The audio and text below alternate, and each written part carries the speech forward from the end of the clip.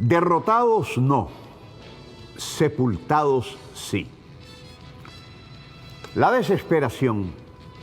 de todas las malas consejeras es la peor.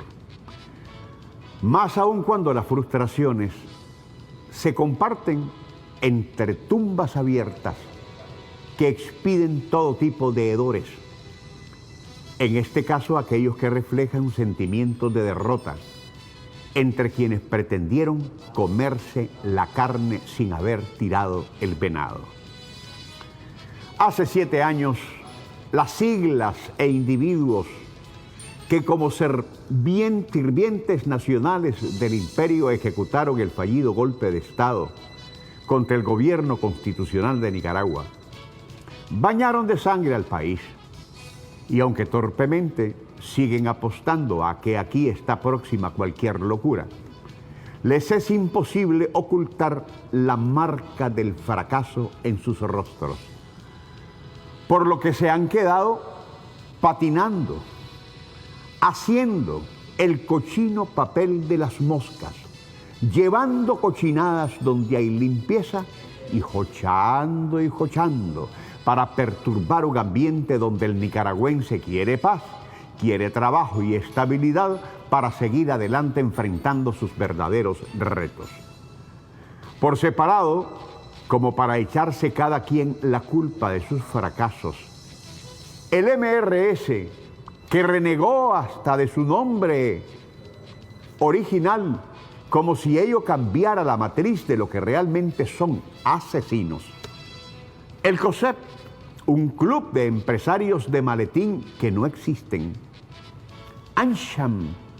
aquello que fue un reducto de aparentes empresarios que en realidad eran gringos caitudos, chinelegancho, patas chorreadas, que decían representar inversores de capital, pero en la neta solo eran fachada. La Alianza Cínica, ¿se acuerdan? La llamada Coalición Nacional, entiéndase y léase Colisión Nacional, o cualquier otra cosa que se inventaron para ser receptores de los millones de dólares con los que se blindaron, solo fueron guaridas de delincuentes, desde las cuales se coludieron para engendrar y ensangrentar al demonio a través de la barbaridad que hicieron contra el país. Y ahí estaban los eporeles, los fantasmales conservadores, y no nos enredemos, hasta el PLC. Cada sigla de aquella sopa amarga con su dueño o dueña que en su momento suspiraron por ser partidos u otros que aunque siendo lo dicen existen, pero no respiran. Y son el hazmerreír de una sociedad que los ve como payasos de esos circos esquineros de carpa remendada, a los que nadie va ni con entrada regalada. Ahí estaban también los mal llamados estudiantes universitarios, chateles que nunca supieron ni cómo se llamaban, y a los que se les ocurrió que con solo decir aquí estoy, podían escupir en rueda de grandes, y que por no haber sido educados y disciplinados por el poder de una buena coyunda o una buena chancleta, terminaron proyectándose como vulgares, ordinarios e irrespetuosos, y creyendo en su momento que lo merecían todo, porque alguien se les acercó para engancharlos con la melodía de que ellos serían la sangre nueva del futuro, y entonces desbarataron cualquier cosa que estuviera a su alcance, porque ninguno de ellos jamás tuvo conciencia social, porque eran ignorantes de la historia, sin la mínima idea del amor por el prójimo y fundamentalmente del valor de lo que representa el sacrificio, porque para ellos el sustituto de lo que enseña la universidad de la vida, de lo que cuestan las cosas, del valor de cada ser humano tiene, lo encontraron siempre en las comodidades que derivan de las carteras de papi y mami, que igualmente son el resultado de la opulencia y las comodidades de donde reina el capricho. En ese inframundo, amigos, tristemente, también estuvieron algunos obispos de la Conferencia Episcopal y otros sotanudos de menor rango, pues lo de ellos era una estructura político-militar que mandaba determinantemente en la ejecución de aquel golpe de Estado que resultó fallido e increíblemente a través de un discurso de odio, divorciado totalmente con el amor que supone la cristiandad. Así fueron las cabezas intelectuales de todos esos archipiélagos oposicionistas que ni pena ajena inspiran ante todo un pueblo que los ve como cosas, como esas moscas que aparecen solo para jochar y para jochar. Toda esta miasma que hoy refiero, se le ocurrió tener razones en este mes de abril que termina en paz y tranquilidad para celebrar y hacer fiesta por la sangre brotada por las venas inocentes de aquellos reventaron a todo aquel que fuera sandinista hace 7 años y que estúpidamente quisieron maquillarlos como una expresión de salvación y de una liberación que nunca nadie les pidió, porque ya éramos, como somos hoy, salvos y liberados de la esclavitud, de la explotación, de la ignorancia, del abuso, de las dictaduras y de los peleles cobardes que, capaces de vender a su propia madre, pretendieron regalar la patria a cambio de que se les confiriera un poder que son incapaces de obtener por la vía de las elecciones, que son el único medio para establecer gobiernos a partir de la voluntad popular. 7 años después de aquella brutalidad, veo rostros, ya ni siquiera con la derrota pintada en la cara, sino con el rictus mortis encima, con la rigidez cadavérica de quienes están muertos en vida y que nos recuerdan a nuestro gran Rubén Darío, cuando en un fragmento de sus bellezas literarias decía: no son muertos los que en dulce paz descansan, muertos son los que tienen el alma fría y viven todavía. El oposicionismo fracasado y totalmente autoderrotado se encuentra en el mismo callejón sin salida en el que se descubrió en el 2007. Vacío, sin argumento, sin propuestas, aislado, despreciado, vencido, dividido, confrontado y lleno de odio entre ellos mismos. Y si acaso articulan ataques contra la verdad que los nicaragüenses vivimos en nuestra patria, es para atraer la atención de su financiero y convencerlo de que aún representan una opción para hacerse del control del país y colocarlo después como buenos y excelentes serviles que son, como una estrella más en la bandera del imperio. Estos buscan una respuesta razonable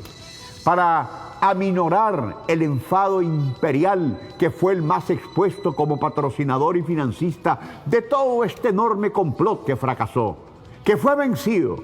y que expuso una alucinante avaricia de poder que dejó frustrados a quienes se miraban como presidentes, ministros, alcaldes, concejales, cónsules, embajadores, ojalá que para servir, pero en realidad solo para figurar y terminar de robar lo que no pudieron antes del 2007. Porque en aquellos tiempos, lo poco que pudo existir en las arcas abiertas fueron a parar directamente a los bolsillos de muchos de esos que ahora se autoproclaman líderes y salvadores y que, desorbitados por un inmoral nivel de vida, hoy se descubren quebrados y en la indigencia, y por eso insisten en asaltar otra vez la res pública. Al margen y desde otro frente no han quedado las plataformas mediáticas que a través de sus más conspicuos altoparlantes televisivos, escritores, escribanos, radiales y digitales apostaron que la noticia falsa pronto bajaría del poder a un Daniel Ortega que encontró en la paciencia y la sabiduría su arma más poderosa,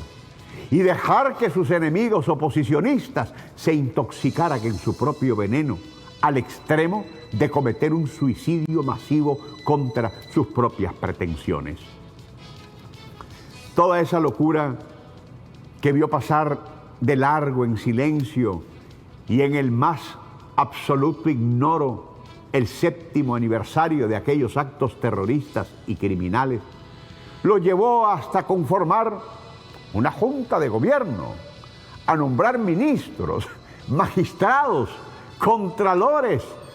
alcaldes y hasta el cambio total de nuestro servicio diplomático, aunque por supuesto nunca supimos de una sola propuesta social en beneficio del pueblo.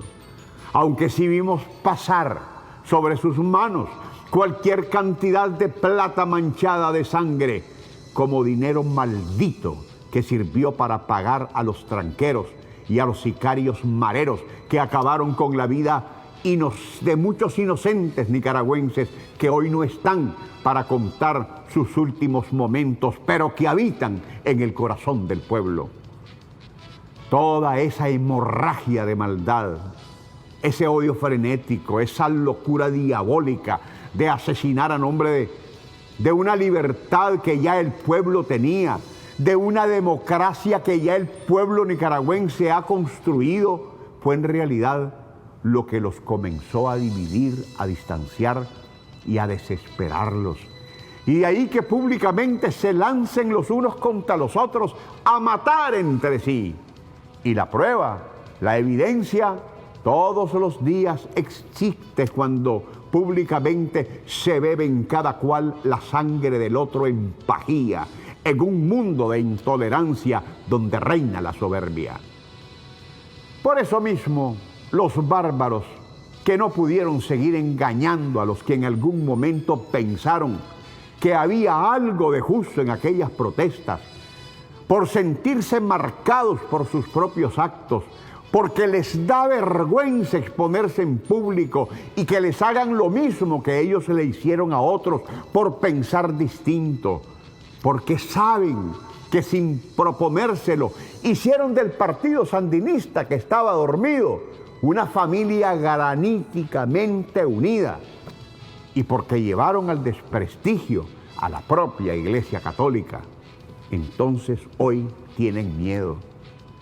y sienten que la justicia los puede alcanzar. Y tienen razón, porque igual mata a aquel que ala el gatillo que aquel que planifica intelectualmente el asesinato. ¿Qué victoria puede ser aquella que derramó sangre inocente? ¿Qué triunfo se puede fundamentar en el odio? ¿Qué empatía puede generar la destrucción de un país? ¿Qué mérito tiene haber propiciado tantas muertes sin que ninguno de esos falsos líderes hubiera estado, aunque sea un segundo, en un tranque, aunque sea para tostarse por el sol, porque todo el tiempo se la pasaron en aire acondicionado? Estos falsos salvadores y libertadores que mandaron a matar y a destruir a tontos útiles que ya no los siguen, ni siquiera desde el falso liderazgo que asumieron tuvieron la dignidad de arriesgar nada, porque ninguno de ellos fue capaz de asomarse a un tranque. ¿Y cómo lo iban a hacer? Si lo primero que dispusieron una vez que recibieron la orden de asesinar fue la de sacar a sus hijitos y espositas a Miami, a la cucarachera de Miami, pero bien apertrechados, porque para eso siempre hubo mucho y a granel, mientras a las madres de algunos terroristas que también fueron afectadas por los mismos golpistas fueron incapaces de darle, aunque fuese un chelín partido por la mitad. El único fin perseguido que tuvo esta canallada fue la renuncia del presidente Ortega, fue la sustitución de todos los funcionarios en que descansaban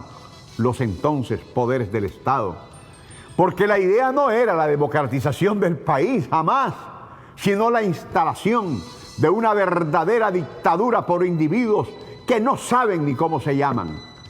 y a los que el imperio, el amo, les confirió la misión de exterminar al sandinismo. Y francamente, después de ver aquellas multitudinarias marchas rojas y negras en todos los departamentos y municipios del país, me pregunto, ¿cómo será eso? ¿Con qué se come? Porque mientras el golpismo se redujo a la nada y expuso ser como el chingaste putrefacto que es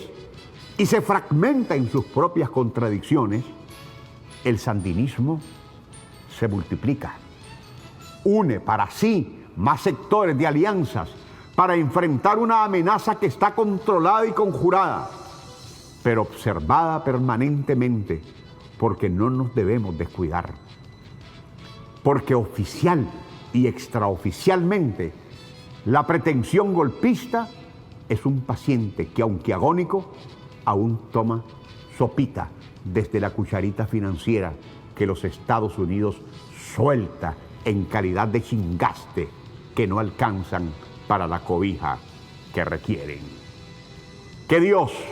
bendiga a Nicaragua.